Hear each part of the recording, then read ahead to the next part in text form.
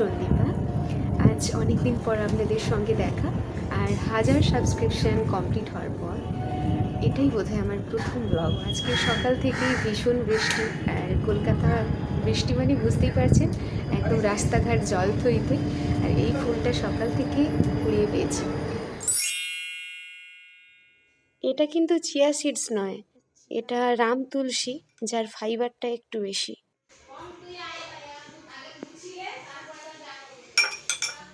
বৃষ্টি ভেজা দিনেই পাটুলির দিক থেকে চললাম এয়ারপোর্ট।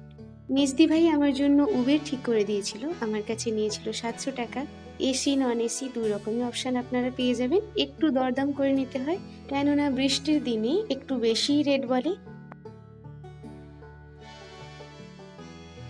পৌঁছে গেলাম নেতাজি সুভাষচন্দ্র বসু ইন্টারন্যাশনাল এয়ারপোর্ট। আগেও এসছি, তবে সেগুলো ডোমেস্টিক ছিল, তাই ভয় ছিল না। এইবার যেহেতু ইন্টারন্যাশনাল, তাই একটু সচেতন থাকতে হবে। বোর্ডিং পাস কালেক্ট করার পর আমি গেলাম লাগেজ এন্ট্রি করার জন্য। সিকিউরিটি চেকিং, ইমিগ্রেশন ইত্যাদি ঝামেলা তো আছেই, সেই সঙ্গে আছে ফ্লাইট চেঞ্জ করার ব্যাপার। সত্যি বলতে যাওয়ার একদমই মন ছিল না, কেননা মা বাবা ভীষণ অসুস্থ, তাদের ছেড়ে আমার আসতে ইচ্ছে করছিল না। কিন্তু যেহেতু আগে থেকে টিকিট করা ছিল, তাই যেতেই হতো। ওদিকে হলো আর এক বিপত্তি। আমার ফ্লাইটের গেট ছিল 102 নম্বর, কিন্তু পরবর্তীকালে সেটা চেঞ্জ হয়ে যায় 19। ওই সময় কলকাতা টু মুম্বাই বেশ কয়েকটা ফ্লাইট ছিল, কিন্তু আমার যে ফ্লাইটটি সেটাই তখনও বোর্ডিং শুরু হয়নি। তাই তার আগে একটু ঘুরে ফিরে নিলাম চারদিকটা। আর আকাশ ভীষণ মেঘলা।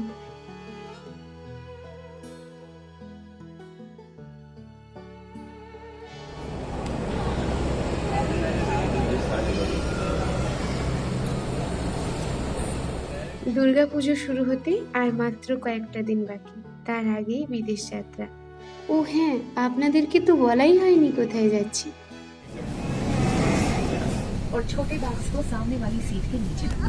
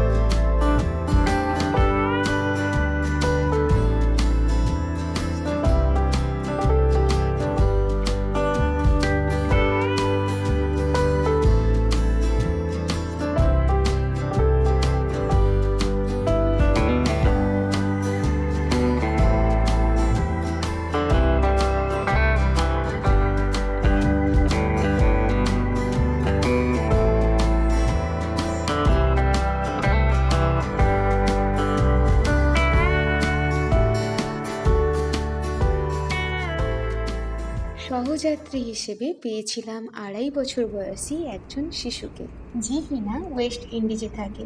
ওর সঙ্গে আমার ভীষণ ভালো কেটেছিল। আর এই টিস্যুটাতে লেখা ছিল দানে দানে পে লেখা হ্যায় খানে ওয়ালে কা নাম, যেটা কিনা বাবার মুখে ছোটবেলা থেকেই শুনে আসছি। কিন্তু এখানে যে লেখা থাকবে সেটা সম্পূর্ণ অপ্রত্যাশিতই ছিল। Sit down. Sit down. যেই না খাতা বের করেছি, অমনিও আবদার করলো ওই খাতাতেই আঁকি বুকি টানবে। মোটামুটি পুরো জার্নির এই ফ্রেশটা আমার ভালোই কেটে গেল ওর সঙ্গে। That is too bad. Look at that, look out of the window. Don't shut the window please, please don't shut.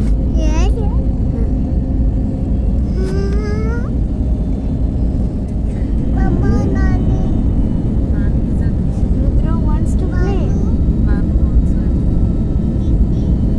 Everybody at home now.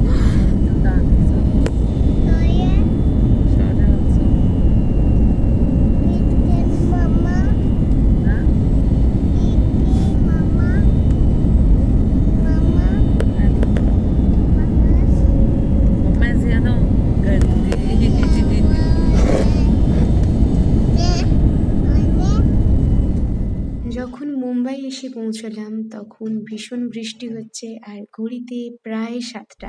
Travel time between terminals is approximately 35 minutes. Thank you.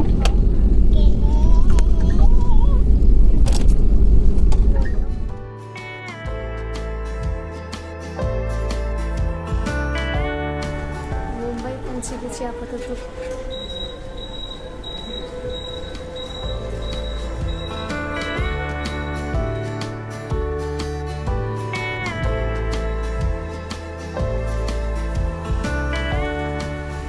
বাস পড়ে থাকা জিনিসপত্র দিয়ে এত সুন্দর করে করেছে। Wow,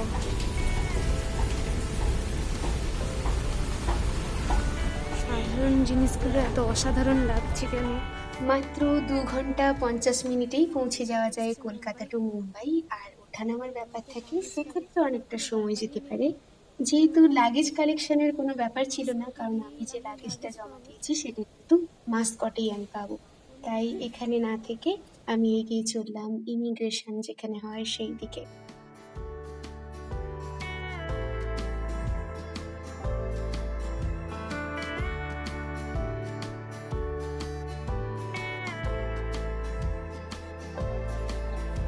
Mumbai two Mascot ফ্লাইটের boarding pass আমি অনেক আগেই পেয়ে গিয়েছিলাম কলকাতায়, তাই এইখানে জাস্ট স্ক্যান করলাম।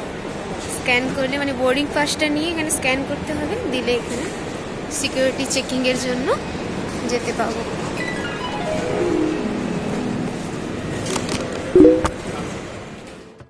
মুম্বাই টু মাস্কট ফ্লাইট ছিল 9টা 40-এ, আর তার আগের এতটা সময় কি আর করা যায়, তাই এয়ারপোর্টটাই ঘুরে ঘুরে দেখছিলাম। আগের ফ্লাইটে 2খানা পনির টিক্কা স্যান্ডউইচ খেয়ে পেট ভরে আছে, তাই ভাবলাম রেস্টুরেন্টের দিকে না গিয়ে বরং ওয়াইন শপের দিকে যাই। আর এখানে থরে থরে ওয়াইন সাজানো ভীষণ সুন্দর করে। আর সত্যি বলতে কি, একসাথে এত ওয়াইনের বোতল, এত ভ্যারাইটিস আমি আগে কখনোই দেখিনি।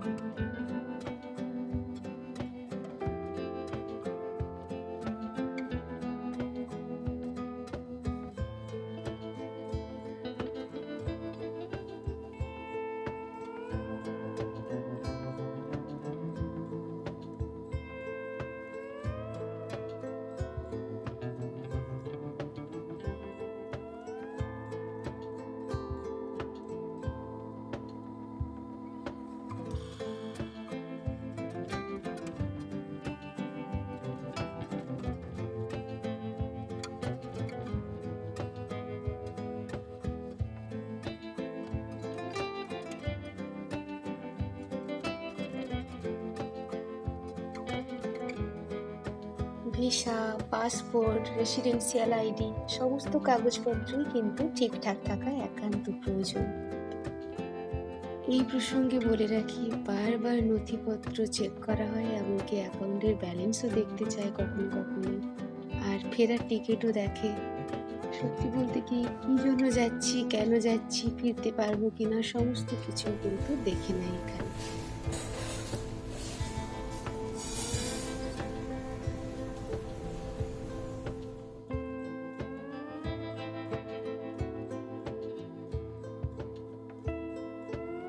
मकसद को जाने वाली एयर इंडिया एक्सप्रेस की उड़ान 235 के सभी यात्रियों के लिए प्लेटफॉर्म की यह आखिरी और अंतिम सूचना है।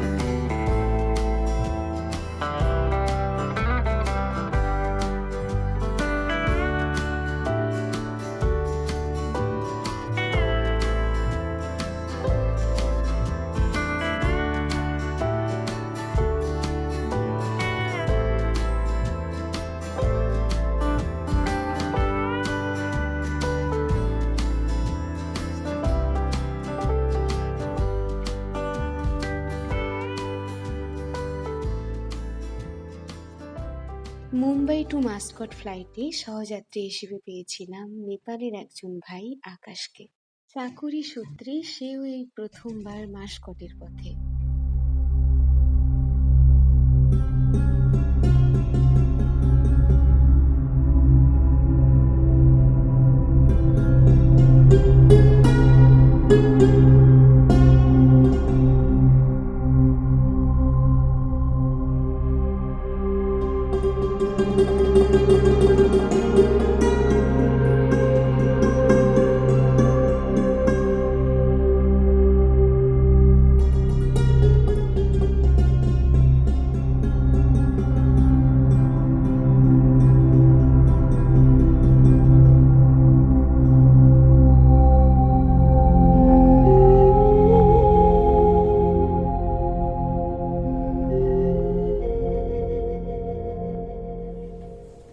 মাস্কটে পৌঁছেই দেখি সবাই জেলাভিয়া নামের ড্রেসখানে পরে আছে, পুরো উপর থেকে নিচ মোড়া সাদা রঙের।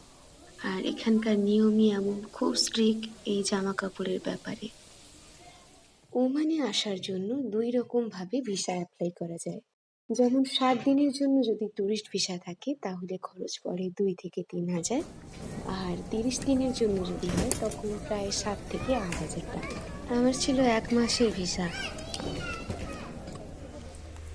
শেষ পর্যন্ত পৌঁছে গেছি মাস্কটে, আর সমস্যা হওয়ার কোনো গল্পই নেই, কেননা দিদি দাদা বাবু এরা থাকতে সমস্যা হওয়ার কথা নয়। যাই হোক, বাকিটা পরে বলছি। এখানে এসে যোগাযোগ করার জন্য এয়ারটেল সিম একদম পারফেক্ট, সব জায়গাতেই টাওয়ার লাগছে, আর রোমিং প্যাক অবশ্যই থাকতে হবে।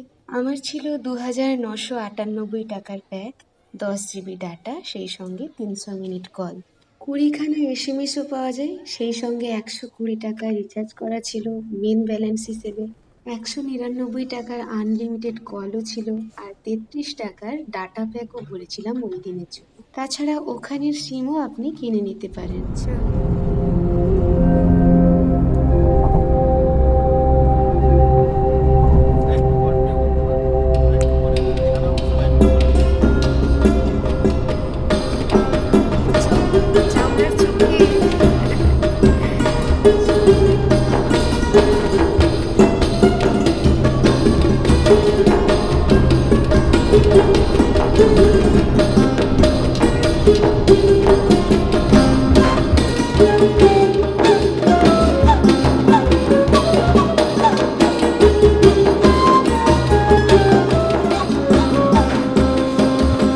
মাস্কট থেকে আরো 230 কিমি দূরে আমরা চলেছি। রাস্তা একদম নির্জন, 2 দিকে পাহাড় ঘেরা, অসম্ভব সুন্দর, ক্যামেরাতে তা ধরা যায় না।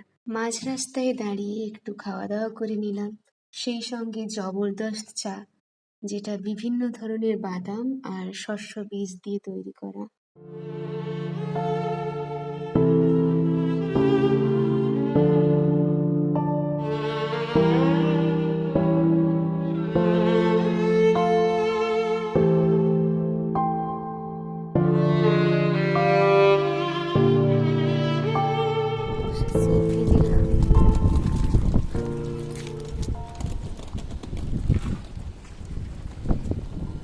হ্যাঁ, এই যে দিদি পুরো সমস্ত কিছু রেখে দিয়ে ঘুমিয়ে গেছে।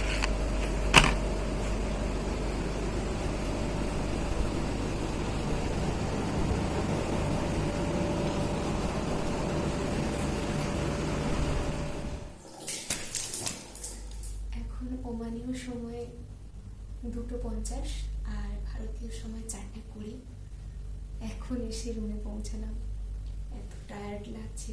আর সত্যি বলতে কি, দিদি এত সুন্দর করে সব ব্যবস্থা করে রেখেছে, দেখে খুশি লাগছে। মাঝে মাঝে মনে হয় কোন জন্মে প্রচুর পুণ্যের ফলে আমি এরকম দিদিদেরকে পেয়েছি।